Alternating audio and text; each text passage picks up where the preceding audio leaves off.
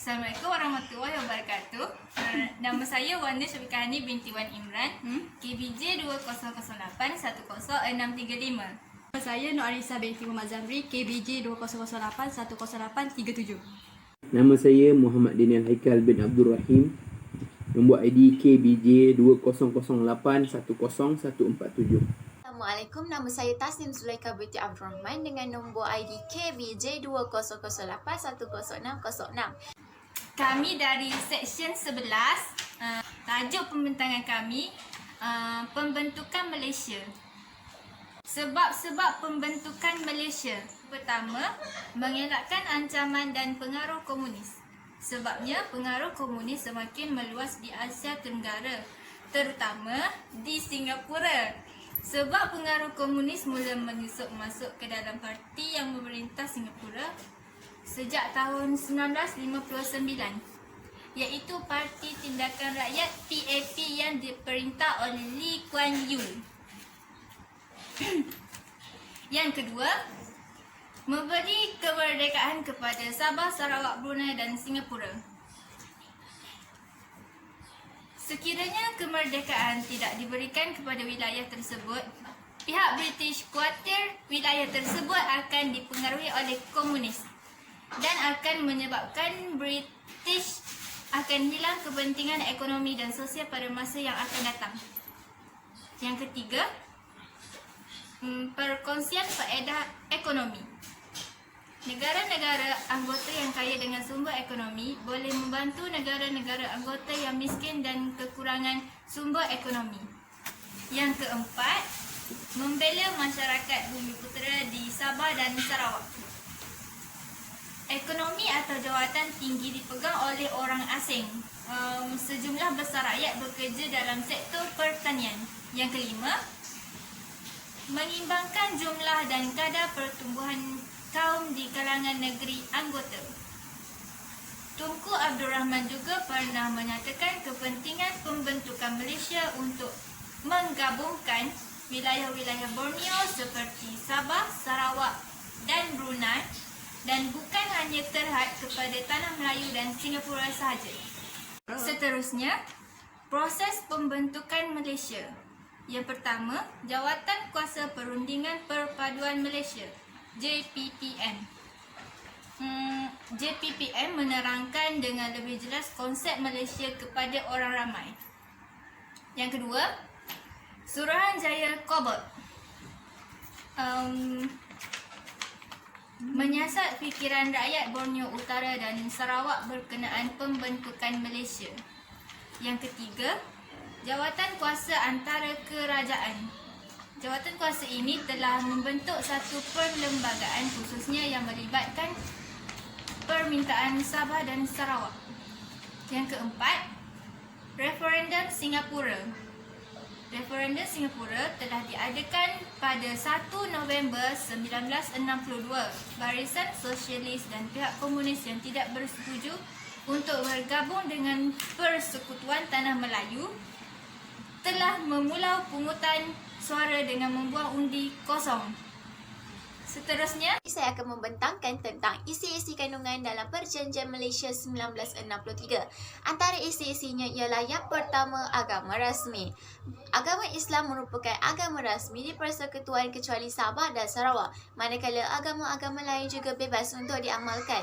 Yang kedua adalah bahasa Melayu. Bahasa Melayu merupakan bahasa rasmi di Persekutuan kecuali Sabah dan Sarawak. Bahasa-bahasa lain bebas untuk digunakan. Yang ketiga adalah bahasa Inggeris. Bahasa Inggeris merupakan bahasa rasmi di Sabah dan Sarawak sehingga 10 tahun selepas Hari Malaysia. Rakyat Sabah dan Sarawak mendapat taraf yang sama dengan orang Melayu di Persekutuan Tanah Melayu. Yang kelima, hal ehwal wang menjadi tanggungjawab kerajaan persekutuan. Yang keenam, sistem pendidikan masih dikekalkan sehingga Majlis Negeri membuat pindaan. Dan yang ketujuh, perwakilan parlimen di mana Sabah diberikan 24 perwakilan parlimen, Sarawak mendapat 16 buah kerusi dan Singapura mendapat 15 buah kerusi. Seterusnya, Hari ini saya akan menceritakan tentang kesan-kesan pembentukan Malaysia pada tahun 1963. Ada 5 kesan. Yang pertama, ancaman komunis dapat dibanteras. Yang kedua, memerdekakan negeri yang belum merdeka. Yang ketiga, memajukan negeri yang belum maju, ataupun dapat memajukan negeri dan membangunkan negeri. Yang keempat, keluasan negara bertambah. Yang kelima, penduduk negara bertambah. Okey, yang pertama tadi sebab apa ancaman komunis dapat dibanteras? Sebab kita dah pegang negara kita.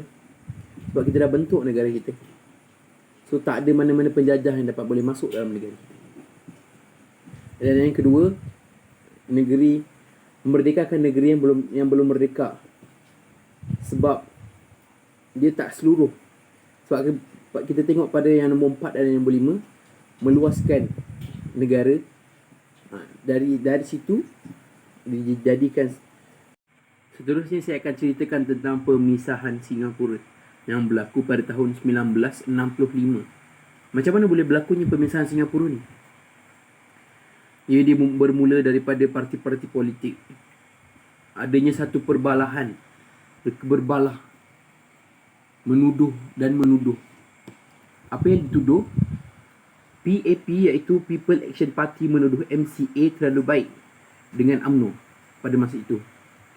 Mereka tidak senang MCA baik dengan UMNO ataupun rapat dengan UMNO, menjalinkan hubungan dengan UMNO. Ini menjadikan satu ketidakfahaman ataupun merosakkan kesefahaman, dan ianya amat mendatangkan kesan kepada MCA, UMNO dan PAP ni. Selepas tu berlakunya mereka memaksa China diberikan hak layanan ekonomi dan sosial yang sama. Sebab apa? Mereka kata mereka mempunyai hak yang sama, padahal tidak.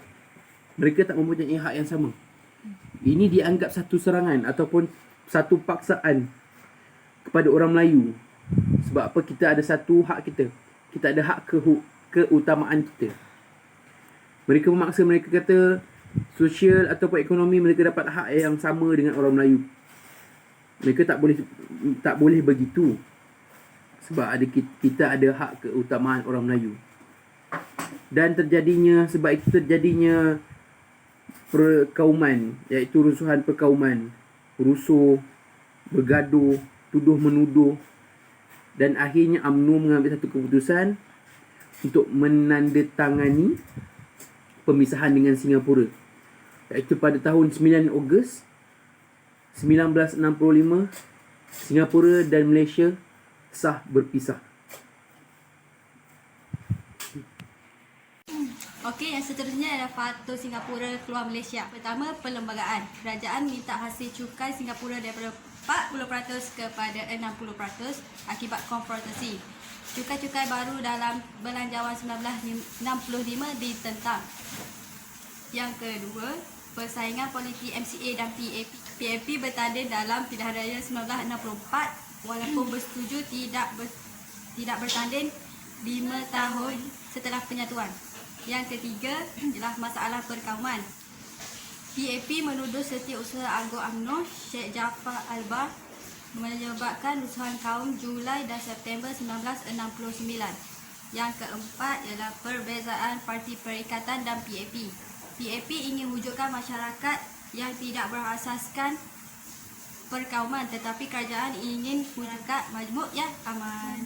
Kesimpulannya, pada tahun 1965 Singapura telah keluar daripada Pusat Malaysia.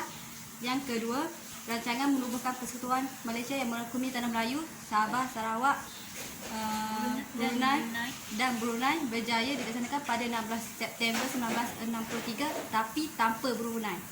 Yang ketiga, penubuhan Malaysia banyak memberi faedah kepada Sabah, Sarawak dan Tanah Melayu dari segi politik, ekonomi dan sosial. Sekian, terima kasih daripada grup kami.